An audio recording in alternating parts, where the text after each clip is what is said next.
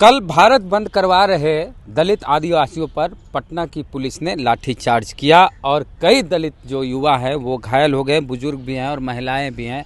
अपने आरक्षण की लड़ाई लड़ रहे थे दलित समाज के लोग और उन पर लाठीचार्ज की गई नीतीश कुमार की पुलिस के द्वारा। हमारे साथ हैं सुरेश पासवान, पूर्व मंत्री हैं, आरजेडी के सीनियर लीडर हैं, दलित समाज से आते हैं। सर, आपके समाज के लोग कल भारत बंद करवा रहे थे, इवन कि आप भी सड़क पर थे, आरजेडी के कई दलित नेता थे, राजद का नैतिक समर्थन था और कई लोग सड़क पर भी थे, लाठी चार्ज हुआ। देखिए, सबसे पहले तो कल का जो भारत बंद का आह्वान था SC ST आरक्षण में वर्गीकरण और क्रीमी लेयर के खिलाफ में, वह पूर्णतः सफल हुआ, ऐतिहासिक सफल हुआ। इसके लिए देश भर के अपने दलित आदिवासी संगठनों और लोगों को मैं पटना की धरती से बहुत बहुत धन्यवाद और बधाई देना चाहता हूं कि हमारा जो संविधान पर हमला था, संविधान को जो बदलने का जो कोशिश किया जा रहा है, उस पर एक चट्टानी एकता स्थापित करके सड़कों पर उतर करके पूरे देश में यह दिखला दिया कि हमारी ताकत को कमज़ोर मत समझो। रहा सवाल पटना, बिहार में जो बंद था, हम भी सड़क पर थे। डाक बंगला पर जिस तरह से भाजपा और नीतीश कुमार की बौराई पुलिस, बौराई शासन, चूँकि बिहार में जो बंदी था उससे लोग घबरा गए थे, चाहे वो पटना हो, चाहे गया हो, औरंगाबाद हो, बिहार के हर एक जिला में, कस्बा से लेकर के और जिला मुख्यालय तक ऐतिहासिक बंद। तो उससे घबरा करके और हमारे जो है शांतिपूर्वक लोकतांत्रिक तरीका जो हमारा है प्रतिरोध करने का किसी भी इशू पर, तो हम जब विरोध कर रहे थे, प्रतिरोध कर रहे थे, नारा लगा रहे थे, तो उसमें जो है बर्बर लाठी चार करके घृणित काम, जिसकी कड़ी शब्दों में न सिर्फ निंदा हम करते हैं, बल्कि ऐसी सरकार को जो लोकतांत्रिक तरीके से अपना विरोध प्रदर्शन करता हो, आह्वान के तहत, ऐसे नहीं कि चुपके से, आह्वान के तहत और निहत्थे प्रदर्शनकारियों पर, आंदोलनकारियों पर जिस तरह से बर्बरता से जो है लाठीचार्ज किया है, उसकी जितनी भी निंदा और भर्त्सना की जाए वह कम है।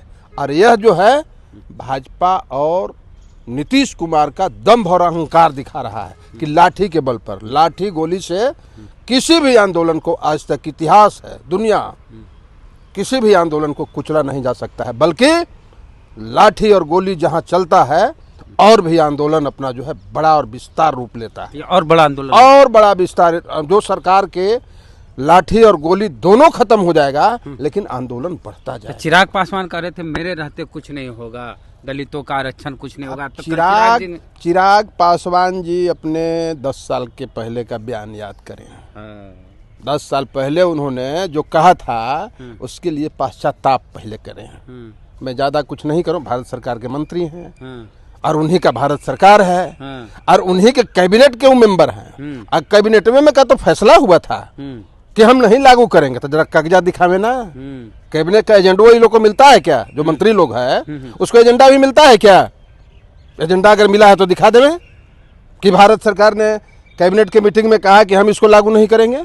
एजेंडे में नहीं था, तो बयान दे करके आंदोलन को कमजोर करने के लिए, और यही चिराग पासवान, रामविलास जी उस समय थे, कहा कि संपन्न दलितों को आरक्षण छोड़ देना चाहिए।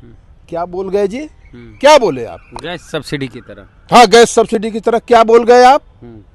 और यदि आप बोल गए तो सबसे पहले तो आपको छोड़ देना चाहिए था। मांझी जी जो समर्थन कर रहे हैं, पूरे परिवार आरक्षण के चलते जो है, वो क्रीमी लेयर से ऊपर है कि नहीं है? कल नेता प्रतिपक्ष हमारे तेजस्वी जी ने पूछा, कहा है, सवाल खड़ा किया है कि मांझी जी खुद अंतरात्मा से बोले कि वो क्रीमी लेयर से ऊपर है कि नहीं है। वो लड़ाई लड़े, शहीद होकर के लड़ाई लड़े कि भाई हम अब आरक्षण के दायरे में, हम चुनाव भी लड़ेंगे तो जनरल से लड़ेंगे। तो बोले, मांझी जी का बयान आया था कि हम आरक्षण का लाभ नहीं लेंगे, मेरा बेटा आरक्षण का लाभ नहीं लेगा, इस तरह से। अभी वो कहाँ से हैं? अभी वो गया क्या है? गैर आरक्षित हो गया क्या? जहाँ से वो मंत्री बने हुए हैं, उनकी समधिन कहाँ से है? उनका बेटा कहाँ से लड़ता है? इसलिए ये लोग जो है इस आंदोलन को नैतिक समर्थन नहीं बल्कि भौतिक समर्थन देना चाहिए था चिराग पासवान जी को अपने पार्टी को सड़क पर उतारना चाहिए था। और उनके कहने से नहीं हो जाएगा कि मेरे रहते आरक्षण को कोई छू नहीं सकता है। आप ही के रहते तो क्रीमी लेयर और वर्गीकरण हो गया। आप ही के रहते आपका जो है अभी यूपीएससी जो निकाला था, यूपीएससी जो निकाला था है ना, खत्म कर दिया। आप ही के चलते, आप ही के रहते कृषि विभाग ने निकाल दिया 400 पद का, जिसमें एक पद भी रिजर्व नहीं है। तो आपके रहते तो सारा दलितों का हक और अधिकार जो लाठी चार्ज हो, उस पे क्या कहेंगे? लाठी चार्ज का तो मैंने कहा तब क्या होगा इसके लिए? आप लोग आगे आंदोलन होगा। मैंने दलित लाठी खाए, आप लोग विपक्ष वाले कुछ नहीं बोलेंगे? नहीं, अब लाठी का जवाब हम लाठी तो नहीं देंगे। हम और मजबूती से जो है आंदोलन की रणनीति पर तैयारी कर रहे हैं। तो पूरे मसले पर आपका क्या कहना, प्रतिक्रिया दीजिए कमेंट बॉक्स में। जय भीम, जय भारत।